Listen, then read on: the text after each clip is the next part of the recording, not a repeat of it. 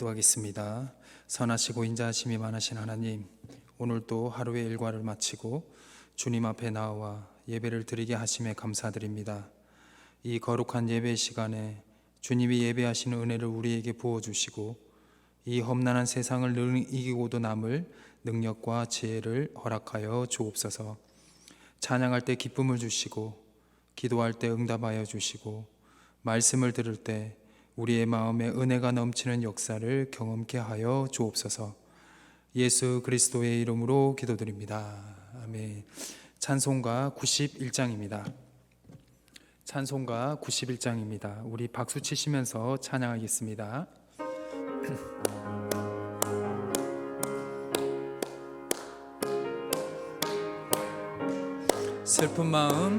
슬픈 마음 있는 사람 예수 이름 믿으면 영원토록 변함없는 기쁜 마음 얻으리. 예수의 이름은 세상의 소망이요 예수의 이름은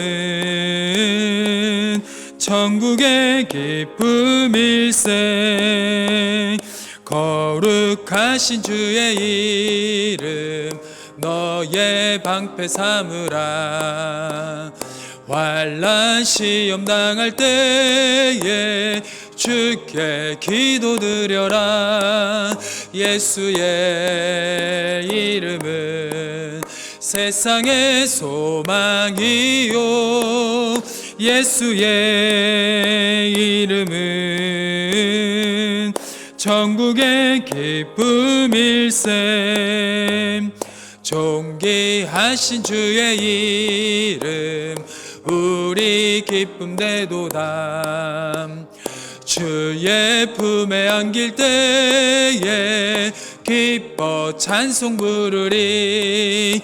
예수의 이름은 세상의 소망이요 예수의 이름은 천국의 기쁨일세. 우리 갈 길 다간 후에 보좌 앞에 나감 왕의 왕께 경배하며 면류관을 드리리. 예수의 이름은 세상의 소망이요 예수의 이름은 우리 4절 한 번 더 하겠습니다. 품일세. 우리 갈 길 다간 후에 보좌 앞에 나가 왕의 왕께 경배하며 면류관을 드리리. 예수의 이름은 세상의 소망이요 예수의 이름은 천국의 기쁨일세. 아멘. 우리 찬송가 104장을 함께 찬양하겠습니다.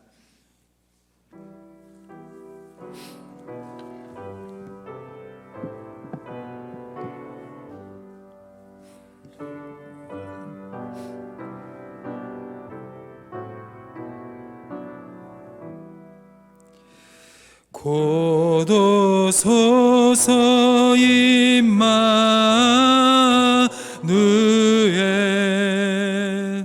오 구하소서 이스라엘. 그 포로 생활 고달판 메시아 기다립니다.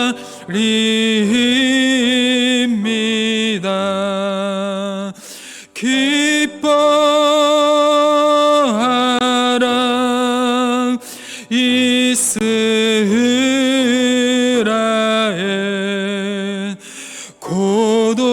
고도시리오 임마누엘 고도소서 지혜의 주 온 만물 질서 주시고 참 진리의 길 보이사 갈 길을 인도하소서 기뻐하라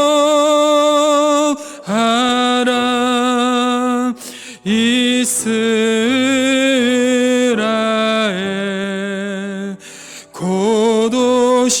고도시리오 임마누엘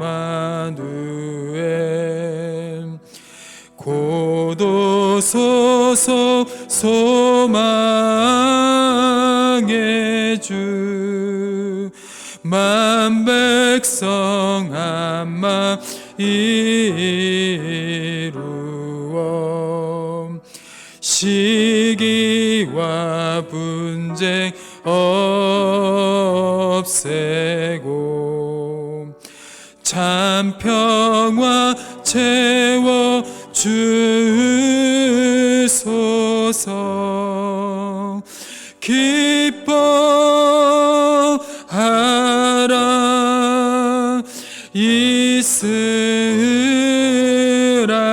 이스라엘 고도 리오 임마누엘 아멘. 네, 이 시간 함께 기도드렸으면 좋겠습니다. 오늘 하루도 우리를 지켜주시고 예배 자리로 인도하신 하나님께 먼저 감사를 드리시고 코로나로부터 우리 희성교회 성도들을 지켜주시기를 먼저 기도하여 주시고 오늘 말씀을 전하시는 목사님과 주님께서 함께하여 주시고 생명의 말씀을 들을 때 우리 모두가 큰 은혜를 경험하게 되는 시간으로 만들어 주시기를 우리 모두 합심하여 함께 기도하며 나가시겠습니다. 기도하시겠습니다. 하나님 아버지 감사합니다. 오늘 또 참 험난하고 어려운 이 하루를 지켜주셔서 너무나 감사합니다. 무거운 발걸음을 이곳으로 옮겨주시고 예배의 자리로 와 주님의 크신 품 안에 안기게 해주심을 너무나 감사합니다. 주님의 사랑이 우리는 너무나 필요합니다. 주님, 이 세상의 그 어떤 것보다 주님의 생명의 말씀이 필요하오니 오늘 이 예배의 자리에 오는 주의 자녀들에게 생명의 말씀과 그 넓은 사랑으로서 품어 주시옵소서. 코로나가 계속해서 확산되고 있습니다. 우리 희성교회 성도들을 주님께서 지켜주시고 주님께서 보호하여 주옵소서. 오늘 말씀을 전하시는 목사님과 함께하여 주시고 목사님을 통해서 전해주는 하나님의 생명의 말씀을 우리가 들을 때 큰 은혜를 경험케 하여 주시옵소서. 그 은혜가 우리를 살게 합니다. 그 은혜가 우리의 어떤 어려움도 이기게 하오니 주여 오늘 또 말씀을 통해서 주여 말씀하여 주시고 회복시켜 주시고 치유하드가 되는 놀라운 역사를 경험케 하여 주옵소서. 주님, 세상을 우리가 예측조차 할 수 없는 상황으로 계속 흘러가고 있습니다. 이 혼란스러운 세상에서 우리를 지켜 주옵소서. 우리 희성교회 성도들과 가족들을 보호하여 주시고 더 이상 코로나로 인하여 우리의 삶의 자리가 흔들리지 않도록 도와 주옵소서. 오늘 하루도 주님이 맡겨주신 삶의 자리와 자녀와 부모님과 이웃을 위해 열심히 살아온 주님의 백성들을 기억하시고 축복하여 주옵소서. 특히 오늘 이 시간 생명의 말씀을 듣는 이 시간에 하늘의 위로와 치유함과 은혜를 허락하여 주옵소서. 말씀을 전하시는 목사님과 함께하여 주시고 목사님에게 영육간의 강건함을 허락하여 주옵소서. 예수 그리스도의 이름으로 기도드립니다. 아멘.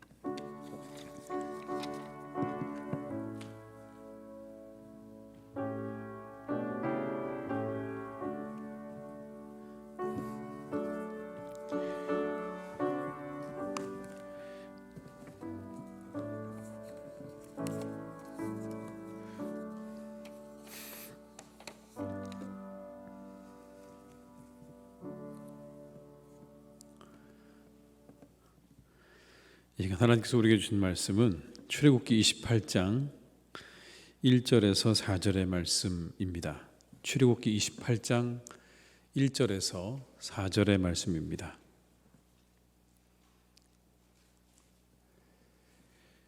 출애굽기 28장 1절에서 4절의 말씀을 한 절씩 교독하시겠습니다.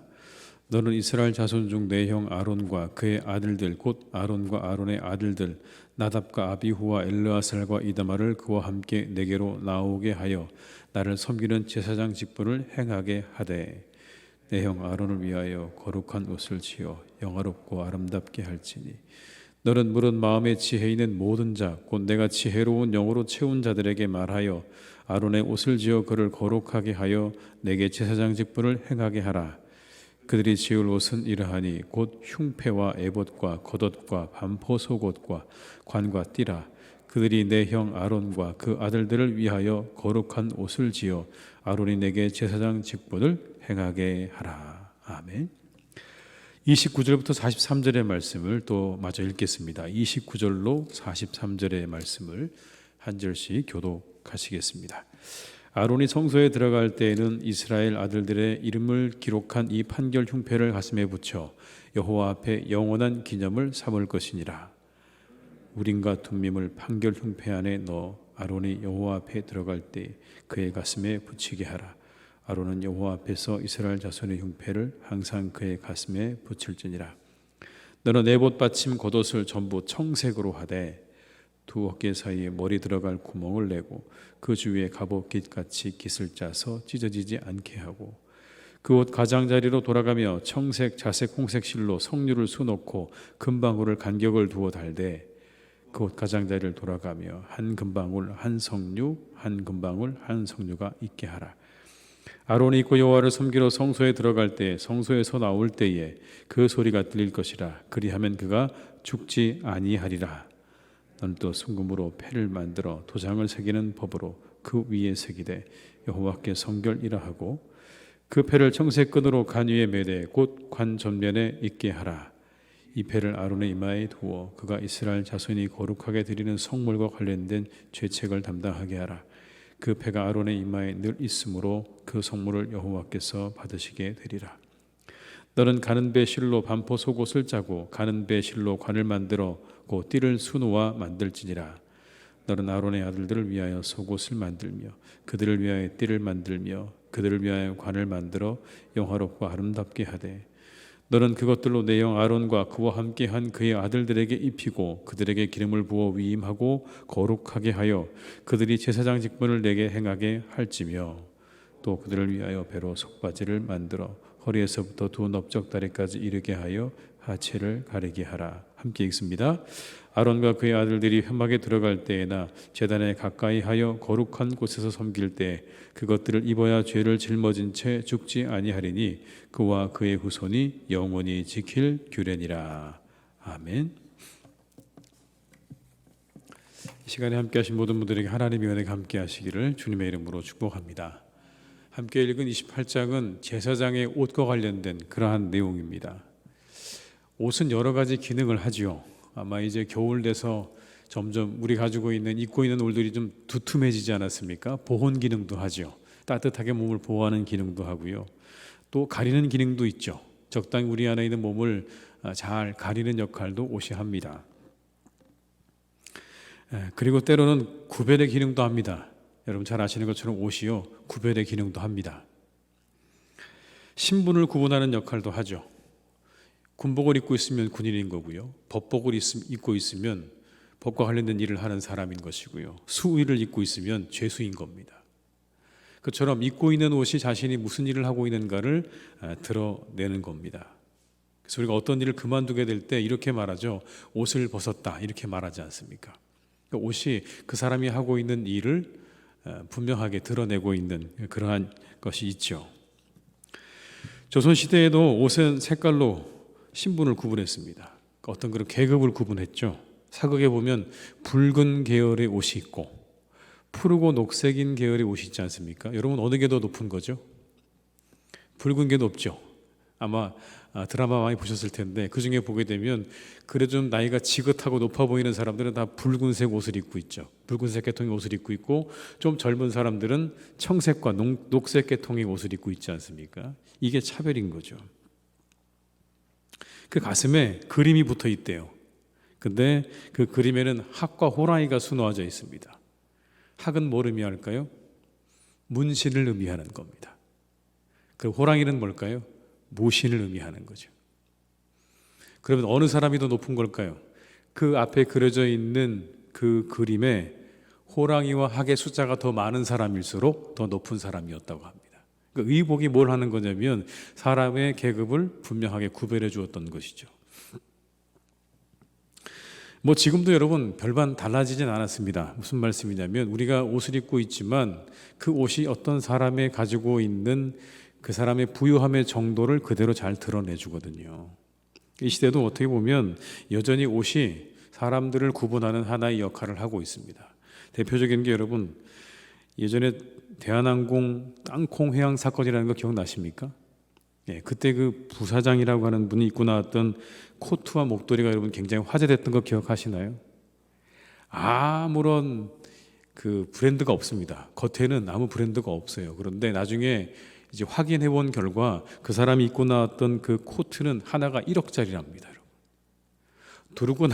대충 두르고 나왔던 목도리는요, 그냥 그 하나가 1,000만 원이래요. 그런 우리는 브랜드가 있는지도 모르는데 상표가 있는지도 모르는데 대단한 상표더라고요. 코트 하나에 1억, 목도리 하나에 1,000만 원. 이미 그런 식으로 여러분 옷은 어떤 차별과 구별의 기능을 가지고 있는 거죠. 이 시대도 여전히 그러한 기능을 가지고 있습니다. 얼마나 그 사람이 좋은 옷을 입고 있는가 그렇지 않은가에 따라 사람들이 차별 대우를 받기도 하거든요.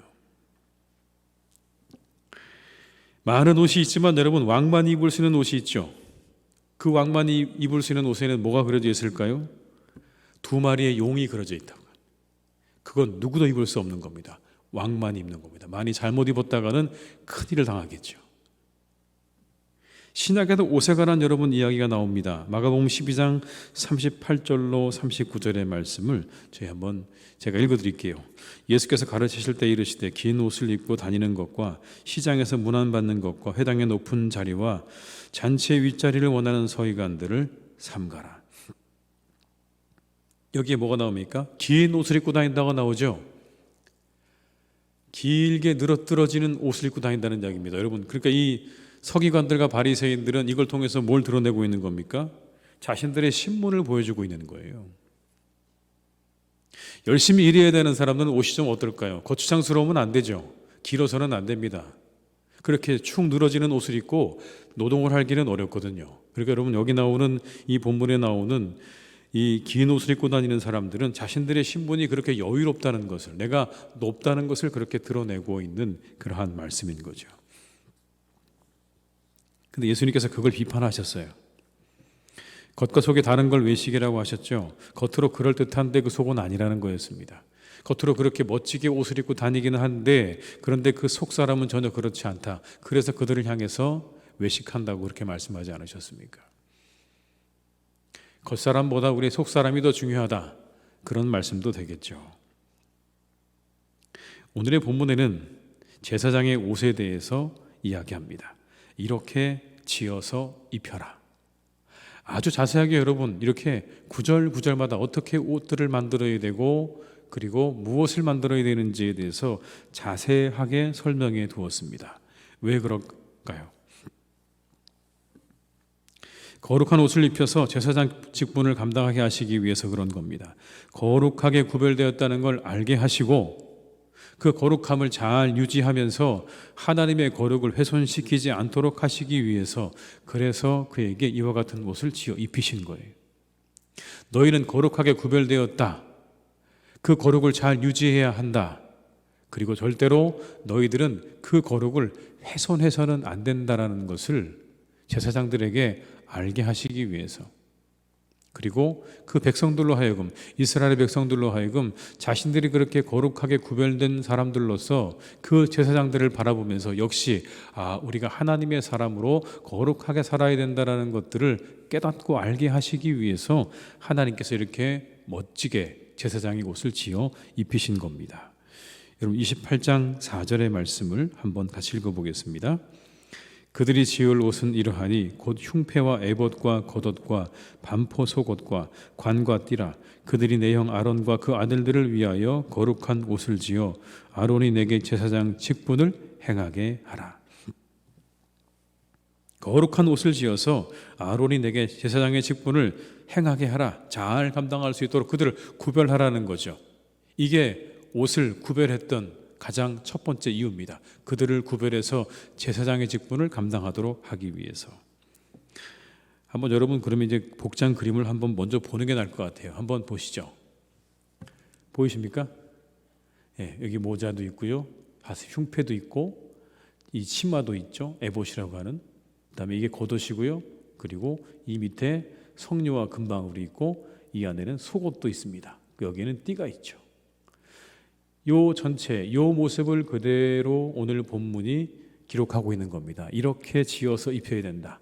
머리에는 관을 씌우고 금띠를 띄우고 어깨에는 견대를 세우고 가슴에는 흉패를 하고 그리고 허리에는 띠를 띄우고 에봇을 입히고 겉옷을 입고 성류와 금방울을 아래에 달고 그리고 속옷을 입어야 한다. 이게 오늘 이 본문의 전체입니다. 예, 아시겠죠? 이걸 머릿속에 그려놓고 이제 우리가 한번 보도록 하겠습니다. 그렇게 하나님께서 정하신 옷을 입어야 되는 거죠. 여러분 가장 먼저는요, 정한 옷을 입어야 되는 거예요.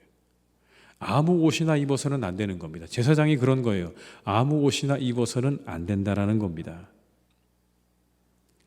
오늘 말씀을 보게 되면 참 한 가지 하나님께서 자세하게 말씀하셨다. 여러분 그런 생각 안 드셨습니까? 그냥 누군가에게 야 거룩하게 옷을 지어서 입혀봐.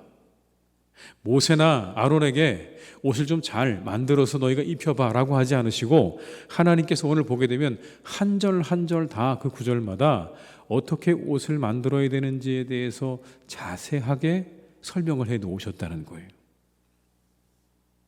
잘 만들어 봐봐 이게 아니라 일일이 지시하셨습니다. 옷을 만드는 일까지 상세하게 말씀하고 계신다.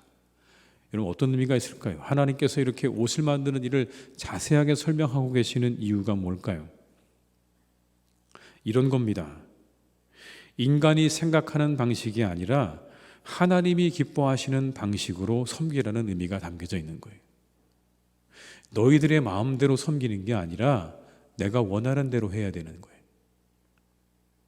내가 여기에 기록한 대로 그 모습 그대로 제사장의 복장을 잘 만들라는 이 말씀 속에는요, 너희들이 하나님을 섬길 때는 너희들의 방식이 아니라 하나님께서 말씀하고 있는 그 말씀을 따라서 그 방식을 따라서 섬겨야 한다라고 하는 것입니다. 코로나 시대가 되면서 비대면 예배가 일반화됐죠. 20%의 사람들이 앞으로 비대면 예배 드리겠다고 응답을 했어요. 10명 중에 2명은 교회 돌아오지 않겠다는 이야기입니다. 그런데 여러분 예배라는 말은요 히브리어로 아바드라는 말에서 출발합니다. 아바드. 이 말은 섬기고 봉사한다는 의미예요. 이게 예배의 말의 근원입니다. 그 예배는 섬기고 봉사하는 거예요. 하나님께.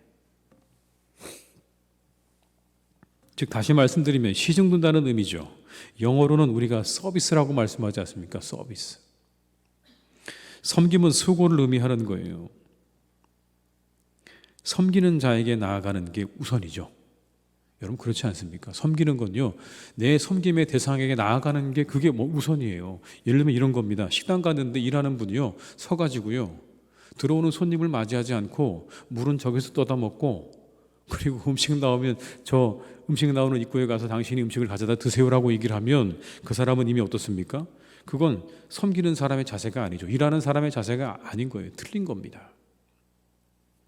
서빙을 담당하는 사람은요, 손님이 들어오면 안내를 하고 물과 반찬도 갖다 주고 주문도 받고 음식이 나오면 그 음식을 가져다 주어야 그래야 제대로 된 그런 서빙을 하는 사람의 자세를 가지고 있는 거죠. 섬기는 사람은요, 섬김의 대상에게 가야 되는 게 우선입니다.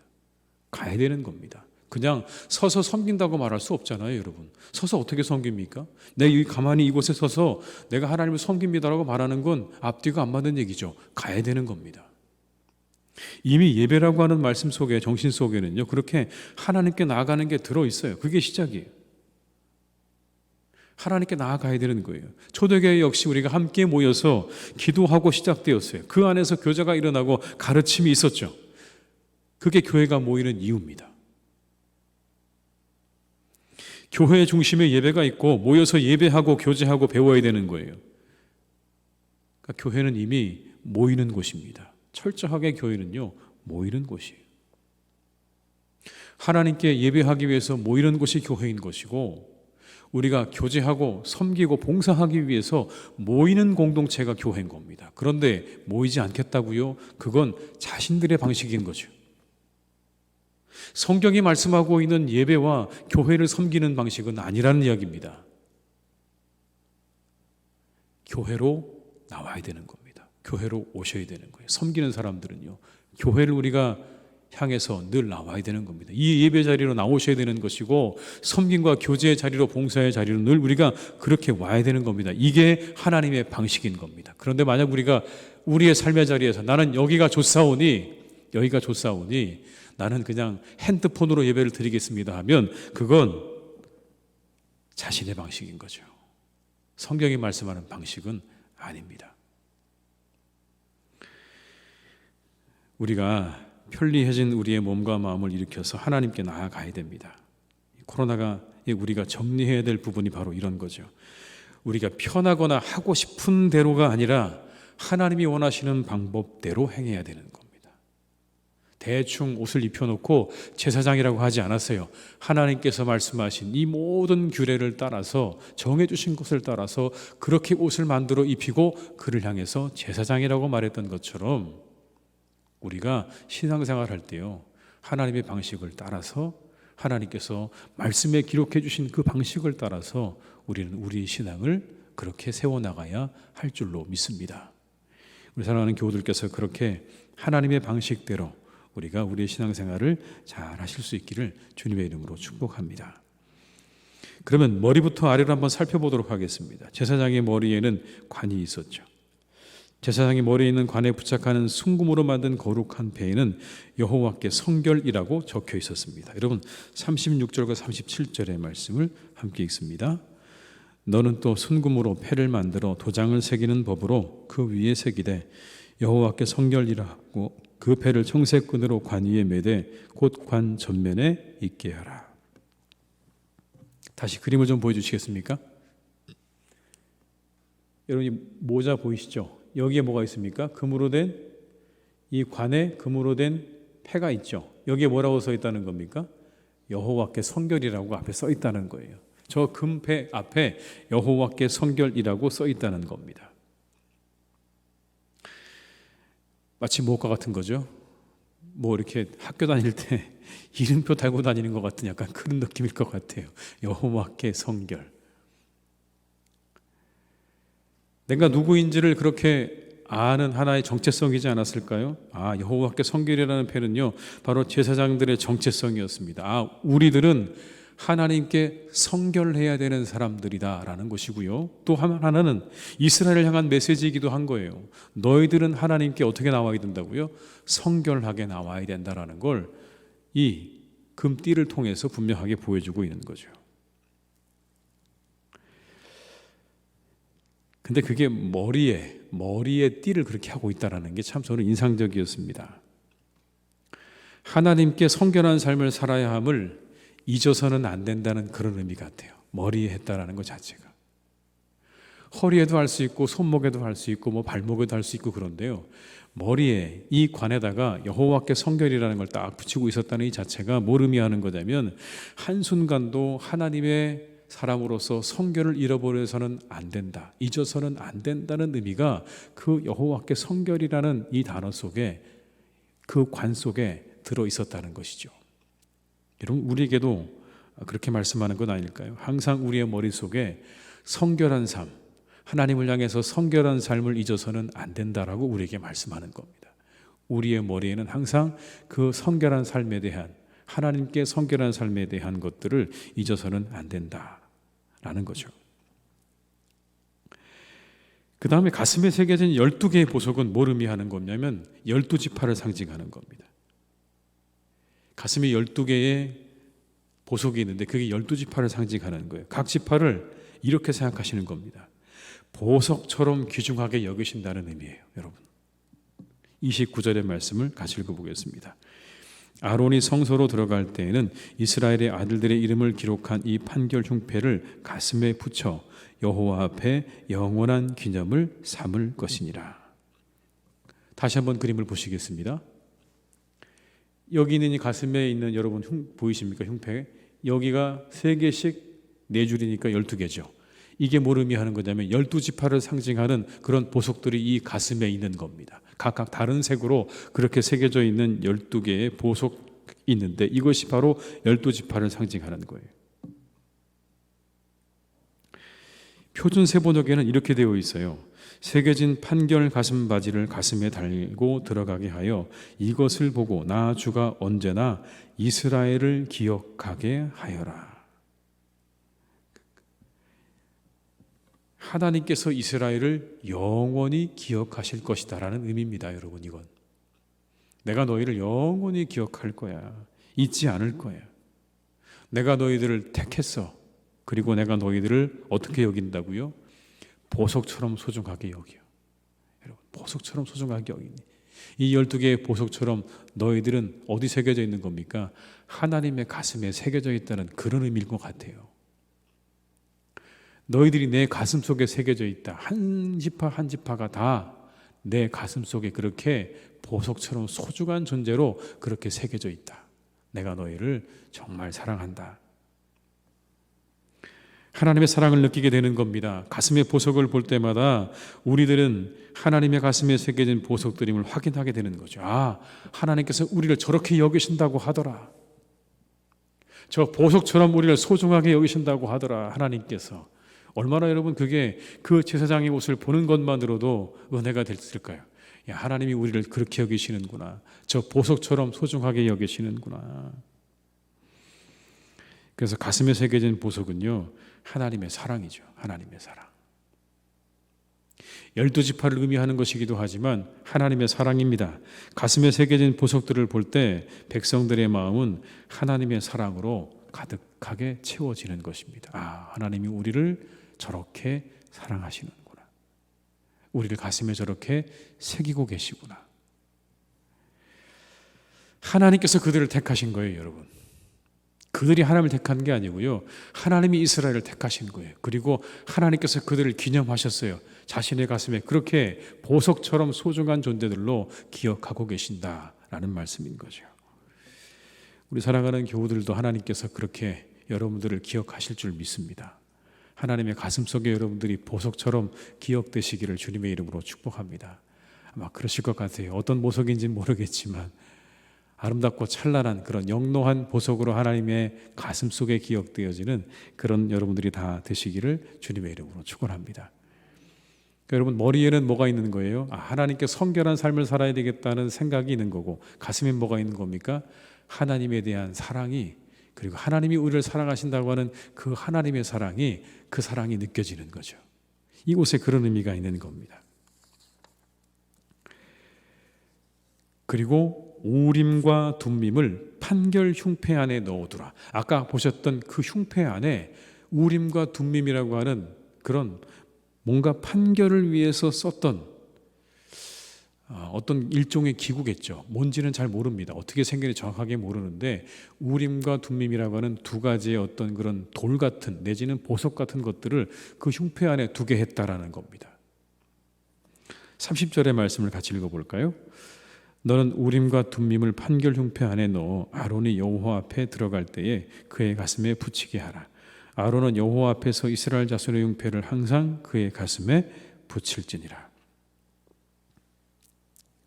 우림과 둠밈은요, 하나님의 뜻을 분별하기 위한 수단으로 사용되는 것입니다. 분명하죠.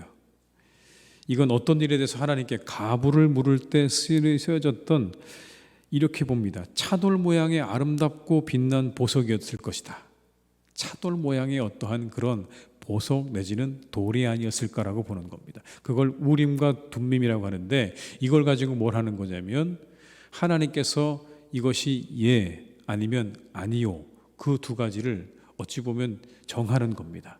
마치 주사위를 던져서 숫자가 뭐가 나오는지를 보는 것처럼 이 우림과 둠밈을 어떤 형식으로든 활용을 해서 하나님께 정말 이걸 하라고 하시는지 하지 말라고 하시는지를 그렇게 확인하는 우림과 둠밈이 그 판결 흉패 안에 있었다라는 얘기예요. 여러분, 그러면 누가 하나님의 사람이고 누가 이스라엘의 사람일까요? 이건 뭘 의미할까요? 머리에는 하나님께 성결해야 된다는 생각을 가지고 가슴에는 하나님의 사랑을 가지고 그리고 또 다른 하나가 뭡니까? 하나님께 늘 묻는 사람인 걸 의미하는 겁니다. 하나님의 뜻이 어디 있는가를 물을 줄 아는 사람이 하나님의 백성인 겁니다.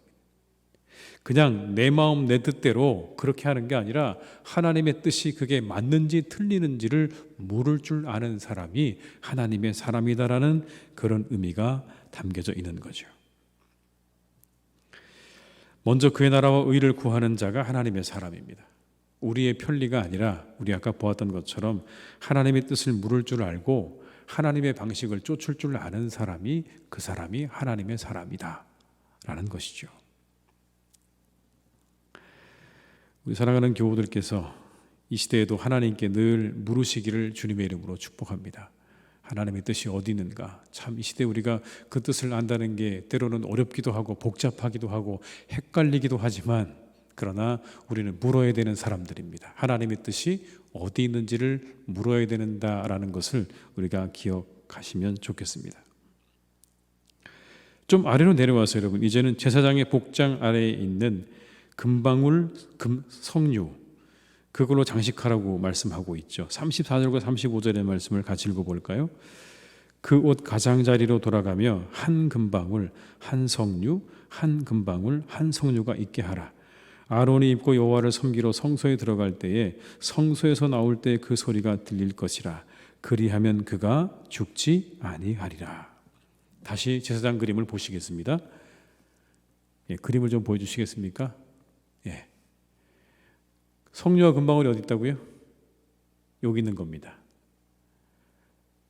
뭐 어느 게 성류고 어느 게 금방울인지 이건 참 구분이 안 되는데 하여튼 이런 겁니다. 금방울 하나, 성류 하나, 금방울 하나, 성류 하나 이렇게 쭉 돼 있는 거예요. 이렇게 돌아가면서 쭉 있는 겁니다.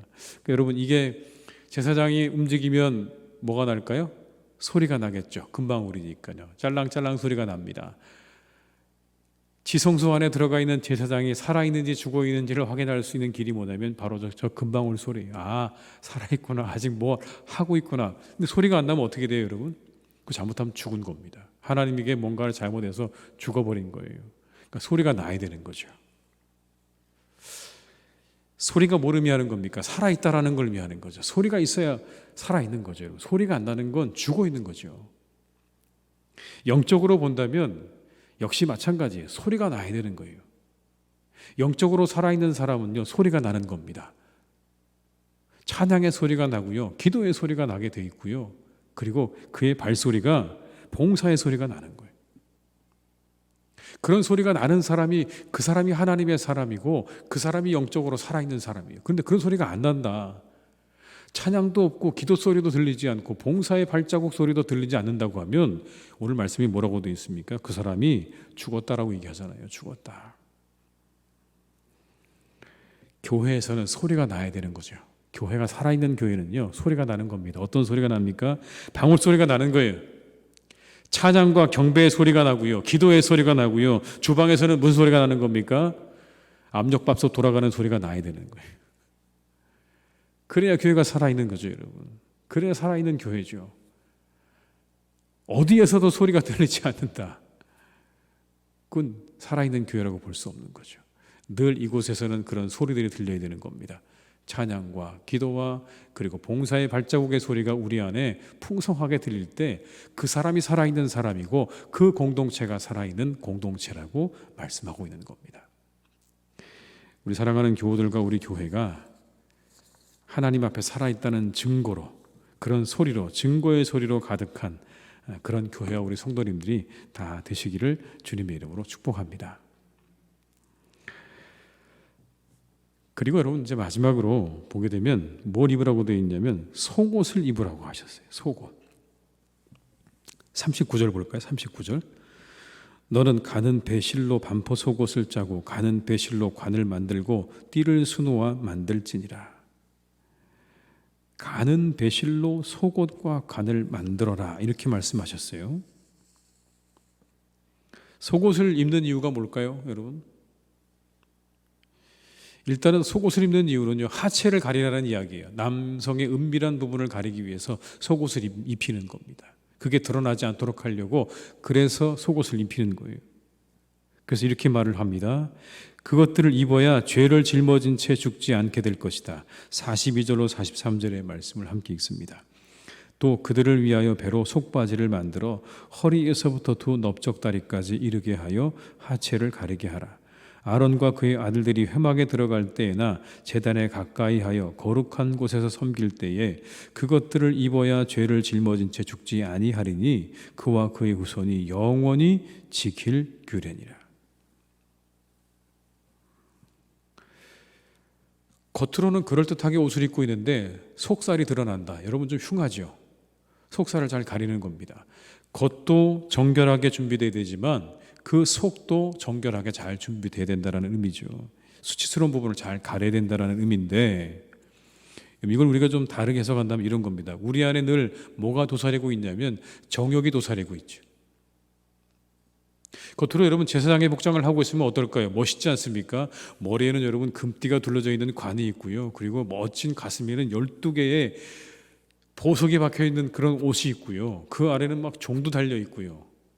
얼마나 여러분 멋진 모습입니까? 그런데 그 속사람 안에는 늘 뭐가 있는 거냐면 정욕이 도사리고 있다라는 걸 이렇게 의미하는 거예요. 틈을 주지 말라는 이야기죠. 그래야 거룩함을 유지할 수 있는 거예요. 우리 안에 일어나는 모든 정욕들을 잘 다스려야 되는 겁니다. 가는 배실로 옷을 만들라고 하시죠. 이 배실은요, 다른 제사장의 복장에 비해서 가장 일반적인 재료입니다. 우리가 앞서 보았던 그 겉에 있는 에봇과 그리고 뭐 이 관과 이 모든 것들은요, 좀 더 좋은 재료로 만들어져 있어요. 다. 그런데 이 속옷, 이 제사장들이 입는 속옷은 뭐냐면 배로 만든 실로 옷을 만들라고 되어 있습니다. 가장 그 당시에 일반적인 그런 옷을 만드는 그런 재료죠. 가장 일반적이라는 이야기는요, 너희도 그들과 다른 사람들과 다르지 않다는 것을 의미하는 거예요. 똑같이 속옷을 입고 있잖아요, 여러분. 그걸로 뭘 의미하는 겁니까? 겉으로 화려한 제사장의 복장을 입고 있지만 그 안은 다 비슷하다는 것을 인정하고 주의하라는 겁니다. 너희의 속사람은 다른 사람들과 다르지 않다. 겉으로 화려해 보이고 그럴듯해 보일지 모르지만 그러나 너희 속사람 안에 도사리고 있는 그 모든 정욕과 그 모든 죄악은 모두 다 똑같다라는 거예요. 제사장이든 아니든 모든 사람들이 다 그렇게 정욕과 죄에 노출되어 있다. 항상 그것들이 너희들에게 드러나지 않도록 주의해야 함을 이렇게 말씀하는 거예요. 그 죄성이 우리를 넘어뜨리지 못하도록 항상 겸손하라는 겁니다. 여러분 주일날 말씀 기억나시나요? 우리가 정욕을 이길 수 있는 비결이 뭐라고 말씀드렸죠? 겸손이라고 말씀드렸죠. 배 옷을 입으면서 그렇지, 우리는 죄인이지, 우리가 저 백성들과 다를 바가 없지, 우리도 우리가 잠시 한눈을 팔게 되면 우리의 수치가 드러나게 되는 것이고, 우리가 잠시 한눈을 팔게 되면 우리의 죄성이 우리에게 드러날 수밖에 없는 연약한 사람들이라는 것을 인정하고 그 위에 제사장의 복장을 착용하는 겁니다. 이것이 배옷이 가지고 있는 의미예요. 항상 그 죄성이 우리를 넘어뜨리지 못하도록 겸손해야 하는 것입니다. 베드로전서 2장 9절에는 그리스도인을 향한 말씀이 나옵니다. 2장 9절의 말씀을 제가 읽어드리겠습니다. 그러나 너희는 택하신 족속이요 왕같은 제사장들이요 거룩한 나라요 그의 소유가 된 백성이니 이는 너희를 어두운 데서 불러내어 그의 기이한 빛에 들어가게 하신 이의 아름다운 덕을 선포하게 하려 하심이라. 여기에 뭐가 나오죠? 왕같은 제사장이 나오죠. 왕같은 제사장이다. 우리에게는 사명이 있어요. 하나님의 아름다운 덕을 선전하는, 해야 하는 사명이 우리에게 있는 겁니다. 각각이 다 그런 사람들이에요. 우리의 머리에는 그래서 여호와께 성결한 삶을 위한 말씀이 있어야 되는 것이고, 우리의 가슴에는 우리를 영원히 기억하시고 사랑하시는 하나님의 사랑을 품어야 되는 것이고, 우리의 발은 주님과 교회를 섬기는 그러한 손과 발이 되어야 하는 겁니다. 그리고 항상 깨어 우리의 연약함을 잊지 말아야 하는 것입니다. 이것이 제사장으로서 그리스도인의 정체성입니다. 우리가 가지고 있어야 될 정체성. 우리가 누구인가라고 물을 때 저 복장들을 기억하시면서 여러분 꼭 기억하시기 바랍니다. 하나님 앞에 늘 성결해야 된다는 생각을 잊어서는 안 되고, 한심도 잊어서는 안 되고, 우리 마음에는 우리를 구원하신 그 하나님의 놀라운 사랑을 우리의 가슴에 품고, 우리의 발과 우리의 손은 그렇게 예배드리고 그리고 이웃을 섬기는 것에 그러한 소리로 가득해야 된다는 것을 우리가 항상 잊지 말아야 될 것입니다. 다시 한번 이때 우리가 이 대림절의 기간 가운데 우리 사랑하는 교우들께서 우리가 갖추어야 될 것들이 무엇인가 잘 기억하시고 또 잘 새기셔서 하나님이 기뻐하시는 복된 우리 성도님들로, 하나님의 사람들로 살아가시기를 주님의 이름으로 축복합니다. 이 시간 한번 기도하시겠습니다. 기도하실 때 하나님, 성결한 생각과 사랑의 마음, 겸손한 영혼을 가진 성도로 살게 하시옵소서. 우리 교회를 거룩하게 하시고 찬양과 경배와 기도와 봉사의 소리로 가득하게 하옵소서. 우리 한번 이것을 위해서 이 시간 한번 이 두 가지를 위해서 간절한 마음을 합심해서 우리 기도하시겠습니다. 사랑이 많으신 아버지 하나님, 이 시간 간절히 빌고 원합니다. 하나님, 우리에게 성결한 생각을 주시옵소서. 사랑의 마음을 주시옵소서. 겸손한 영혼을 가진 성도로 살아갈 수 있기를 간절히 원합니다. 이와 같은 것들이 우리의 영혼과 우리의 육신 가운데 있기를 간절히 원합니다. 아버지 하나님, 우리와 함께 하시옵소서. 우리에게 은혜를 내려주시옵소서. 오늘도 우리에게 아버지 하나님 말씀하시는 주님, 이것을 우리가 품고 살아갈 수 있기 원합니다. 교회를 거룩하게 하시고 찬양과 경배와 기도와 봉사의 소리로 가득하기를 간절히 원합니다. 우리 교회를 거룩하게 하시옵소서. 우리 성도들을 거룩하게 하시옵소서. 하나님, 그리하여서 찬양과 경배와 기도와 봉사의 소리로 가득한 삶을 살아가기를 간절히 원합니다. 주님, 함께해 주시옵소서. 우리 성도들을 지켜주시옵소서. 아버지 하나님께서 늘 그렇게 거룩하게 구별된 제사장으로 살아가기에 부족함이 없기를 간절히 원하오니, 아버지 하나님 사랑하는 교우들을 주님께서 이때도 더욱 함께하시고 역사해 주시옵소서. 주님, 한 번 더 기도하실 때는 위드 코로나 시대 예배와 영혼이 회복되게 하옵소서 한번 기도하시고요. 정치, 경제, 사회, 문화, 교육 모든 분야에 하나님의 공의가 이루어지게 하옵소서. 저 북녘 땅을 기억해 주시옵소서. 한번 이 시간 우리 다시 한번 간절한 마음으로 우리 통성으로 기도하시겠습니다. 사랑이 많으신 아버지 하나님, 간절히 원합니다. 위드 코로나 시대 가운데 하나님, 예배와 영혼이 회복되기를 간절히 원합니다. 모든 예배와 영혼이 회복되기를 간절히 원합니다. 아버지, 우리 예배가 회복되게 하시옵소서. 우리 영혼이 회복되게 하시옵소서. 정치, 경제, 사회, 문화 모든 분야에 하나님의 공의가 이루어지기를 간절히 원합니다. 주님, 우리 가운데 함께해 주시옵소서. 우리나라 가운데 역사해 주시옵소서. 하나님, 이 모든 것들이 무너지지 않기를 간절히 원합니다. 바르게 세워져 가기를 간절히 원합니다. 온전하게 세워져 가기를 간절히 원합니다. 하나님, 우리와 함께 하시옵소서. 우리에게 은혜를 주시옵소서. 저 북녘 땅을 기억해 주셔서 아버지 하나님, 저 북녘 땅에 우리 동포들을 기억하시고 믿음을 가진 사람들을 기억하시고 그들에게 아버지 하나님이 은혜를 주시기를 간절히 원하오니, 주님 역사해 주시고 인도하여 주시옵소서. 아버지 하나님, 함께해 주시기를 간절히 소망합니다. 주님 역사하시고 주님 인도하여 주시옵소서. 주님, 아버지 하나님, 성결한 생각과 사랑의 마음으로 겸손한 영혼을 가진 성도로 살게 하시옵소서. 우리 교회를 거룩하게 하셔서 찬양과 경배와 기도와 봉사의 소리로 가득 차고 넘치는 우리 교회와 우리 성도님들의 삶이 되게 하여 주시옵소서. 이 위드 코로나 시대 예배와 영혼이 회복되기를 간절히 원합니다.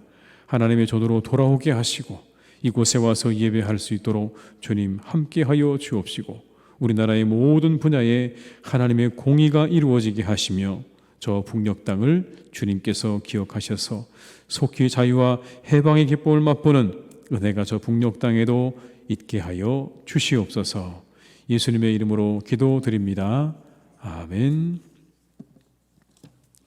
광고 말씀드리겠습니다. 대림절 둘째 주일을 저희가 지내고 있습니다.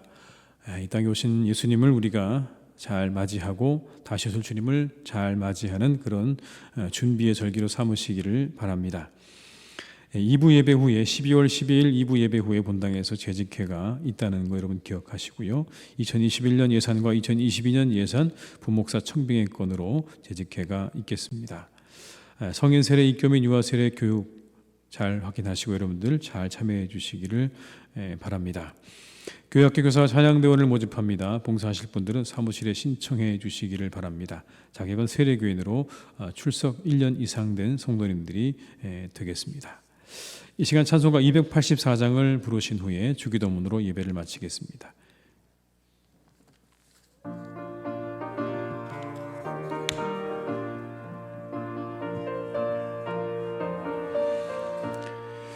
오랫동안 모든 죄 가운데 빠져 더럽기가 한량 없던 우리를 아무 공로 없이 구원함을 얻어 하나님의 자녀 지금 되었네.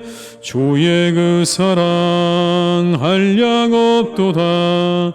찬송할지어다 예수의 공로. 주의 그 사랑 한량 없도다. 찬송할지어다 예수의 공로. 주의 보혈로서 정결하게 씻겨 죄악에서 떠난 몸이 되었고 세상 근심 구름 간 곳 없어지니 하나님의 빛이 영화롭도다. 주의 그 사랑 한량 없도다. 찬송할지어다 예수의 공로. 주의 그 사랑 한량 없도다. 찬송할지어다 예수의 공로. 죄의 깊은 잠과 든 세상의 꿈을 어서 깨어나라 나의 친구여. 은혜 받은 날과 구원 얻을 때가 지금 온 세상에 선포되었네. 주의 그 사랑 한량 없도다. 찬송할지어다 예수의 공로. 주의 그 사랑 한량 없도다. 예수의 공로. 하늘에 계신 우리 아버지, 아버지의 이름을 거룩하게 하시며 아버지의 나라가 오게 하시며 아버지의 뜻이 하늘에서와 같이 땅에서도 이루어지게 하소서.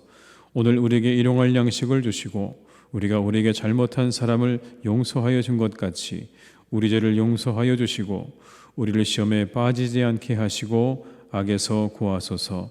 나라와 권능과 영광이 영원히 아버지의 것입니다. 아멘.